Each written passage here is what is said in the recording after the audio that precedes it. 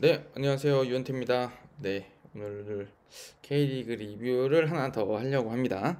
네, 오늘 리뷰해드릴 경기는 제주 유나이티드 대 대전 하나시티즌 경기인데요. 제가 이제 이 경기는 제주 그 경기를 조금 보고 싶었어요. 사실 지난 라운드에 못 봐가지고. 그래서 이제 김학범 감독님이 대체 무슨 축구를 할까 되게 궁금해했고, 또 이제 대전은 지난주에 리뷰를 하긴 했었는데, 저는 뭐 전북 상대로는 되게 잘 기록했다고 생각을 하는데, 이제 대전이 성적을 좀 올리려 그러면 확실히 이제 이 본인들하고 비슷한 체급, 전북같이 우리보다 잘해, 우리보다 선수층이 좋아 라고 하는 팀을 상대로 본인들이 이제 상대를 괴롭히는 걸 할 때 말고 우리를 괴롭히려고 하는 상대, 비슷한 팀이거나 뭐 대전보다 조금 선수층이 막 자신이 없는 팀들을 만났을 때 대전이 과연 어떤 경기를 펼쳐서 승리로 나아갈 것이냐, 이게 굉장히 중요하다고 생각이 들었거든요. 그러니까 축구에 상대적인 면이 있잖아요, 축구가. 그러니까 강팀하고 약팀이 만났을 때랑 그 약팀인데도 그 약팀보다 더 약팀이랑 만났을 때는 또 다르게 싸울 수밖에 없거든요. 왜냐면 그 상대적인 약팀이 조금 더 수비적으로 나올 수밖에 없고, 상대를 괴롭히려고, 상대가 잘하는 걸 못하게 하려고 하는 그런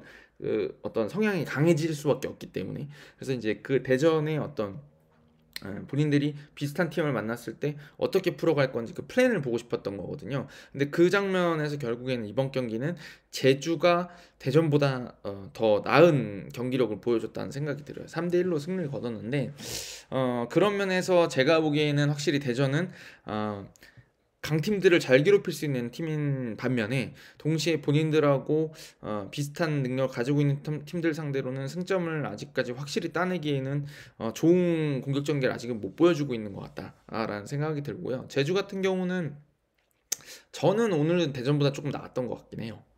근데 그 얘기를 조금 설명드리려고 합니다.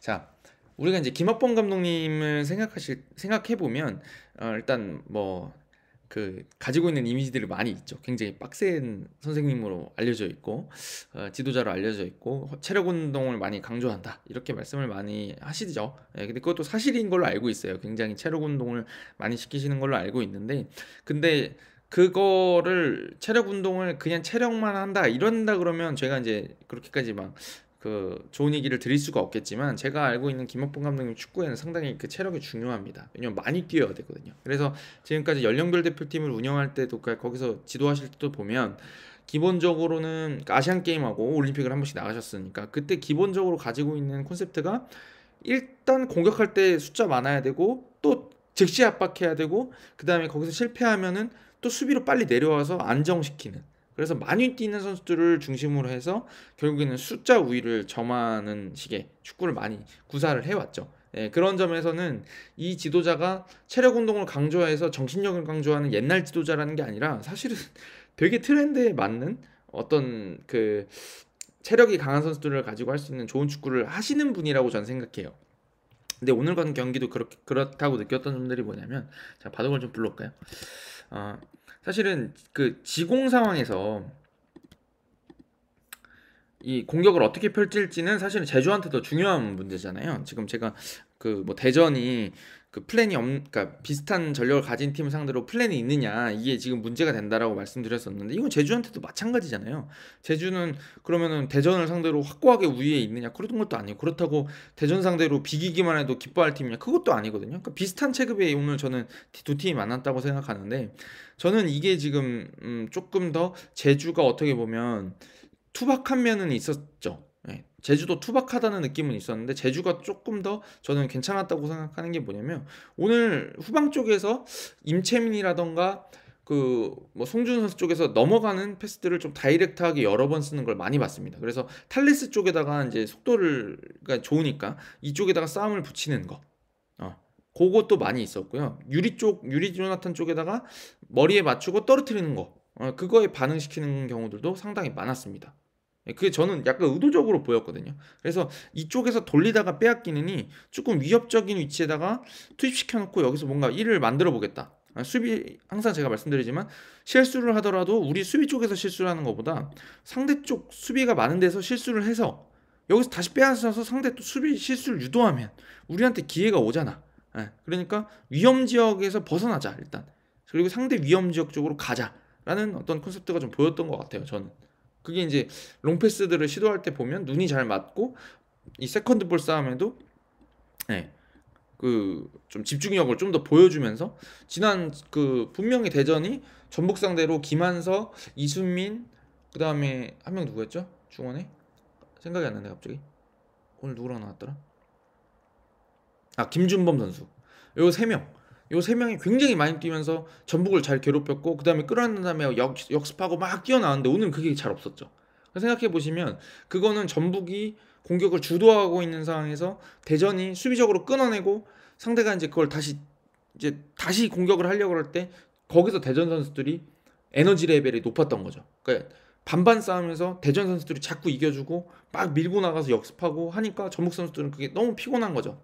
네, 그리고 여기서 꼭 잊지 말아야 될 게 구택의 선제골이 굉장히 빨리 터졌다는 거. 그 한 골의 리드가 있기 때문에 대전이 경기 운영을 90분 동안 아주 잘해 놓을 수가 있었는데 이번 경기 같은 경우는 제주에 있는 허리진이 전방에 있는 선수들도 그렇지만 또 전방 압박하는 것도 마찬가지지만 허리에 있는 선수들이 대전 선수들의 에너지에 지지 않는 선수들이 많이 있었다는 거죠. 이탈로 오늘 보니까 되게 이제 전형적인 장신 수비형 미드필더가 보여줄 수 있는 것들 커팅이라던가 몸으로 막 지지해준다거나 그런 몸싸움이 강한 선수니까 최영준 선수는 이런 반반 싸움에 제가 보기엔 하여튼 일가견이 있는 선수거든요.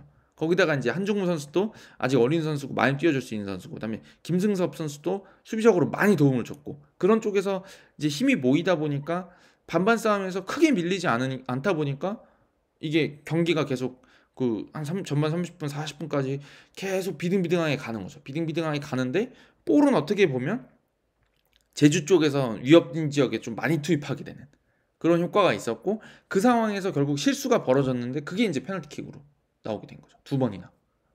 네. 그러니까 이게 실수를 하다 똑같이 어떤 반반 싸움이 벌어지더라도 너희 진영에서 하면은 그 상대편 진영에서 제주 쪽이 아니라 대전 진영에서 뭔가 실수가 벌어지고 자꾸 위험 지역에서 투입되다 보니까 반칙이 벌어졌을 때 제주한테 유리하게 이제 벌어지는 거죠. 근데 만약에 공을 빼앗겼어요. 제주 선수들 공을 빼앗겼거나 역습을 맞으려고 할 때는 빨리 쫓아가서 잡아 끌면 경고를 받을 수도 있긴 하지만 적당히 잡아 끌면 거기서 파울해가지고 대전 쪽에 프리킥이 가더라도 그 프리킥이 제주한테 직접적으로 바로 위협이 되진 않거든요. 왜냐면은 파울이 여기서 나오니까. 근데 여기서 제주가 얻는 프리킥이나 혹은 페널티킥은 굉장히 위협적으로 상대한테 위협이 될 수 있는데 여기서 이렇게 공격하는 방향이라고 생각하면 너무 멀죠. 네. 그러니까 그런 장면들에서 조금 차이가 있었던 것 같아요.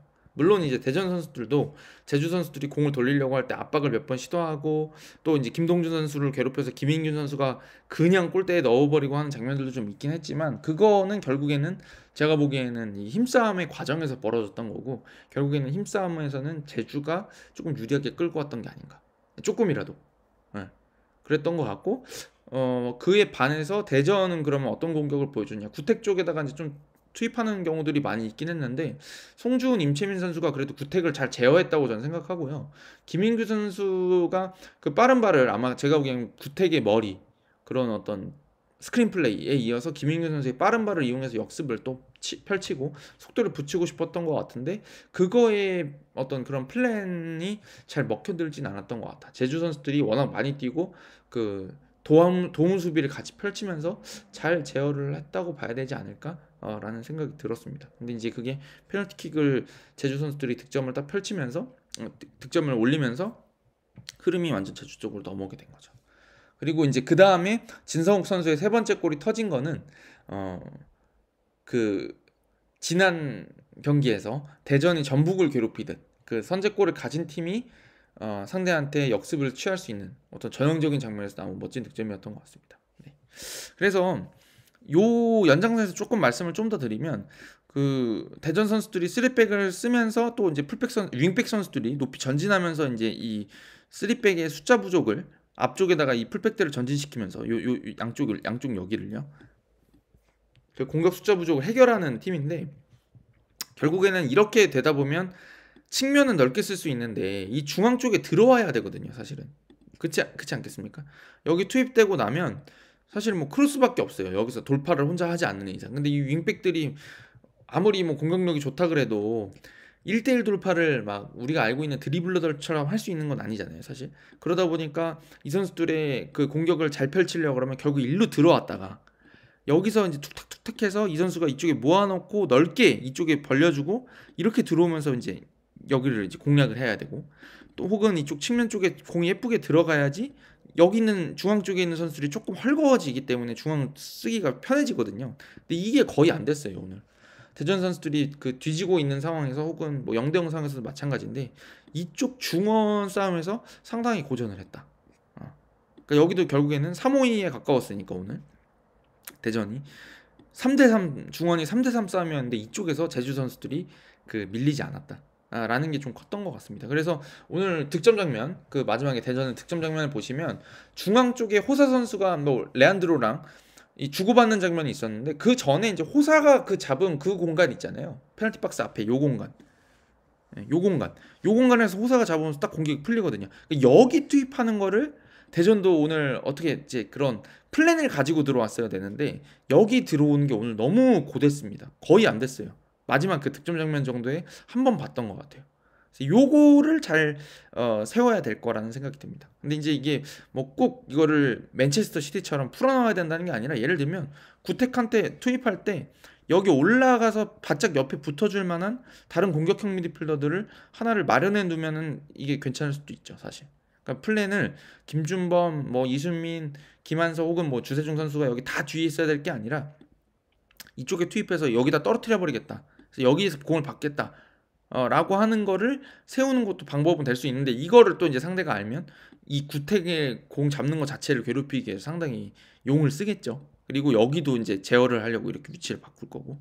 그럼 이게 또 없어지는 결과가 되는데 어찌됐든 이 상대의 전략에 맞춰서 전술적인 배치에 맞춰서 이 다른 방식들을 계속 써야 된다는 겁니다. 그래서 오늘 뭐 주세중 선수나 임덕근 선수가 들어와서 보면은 이쪽 약간 이쪽에서 공을 받아서 이쪽 측면에서 움직이는 이 윙백들 앞쪽에 놓아주는 패스들을 몇 번 시도했었죠. 그래서 잠깐 활기가 돌았었는데 이내 제주 선수들이 여기를 다 제어하기 시작하면서 공격이 안 풀리게 됐습니다. 그래서 결국에는 제가 보기에는 비슷한 전력의 팀을 가지고 있는 팀 상대로 어떤 우리가 이런 식으로 공격할 거야라는 플랜, 비전을 보여준 팀들이 중위권 경쟁에서는 조금 앞서가지 않겠냐라는 생각이 듭니다. 근데 오늘은 그걸 제주가 대전보단 잘했다 이렇게 말씀을 드리는 게 맞는 것 같습니다. 그래서 저는 이번 시즌 제가 프리뷰를 드리면서 중위권이 진짜 두터운 것 같다 이런 말씀 드렸었는데 그거 맞는 것 같아요.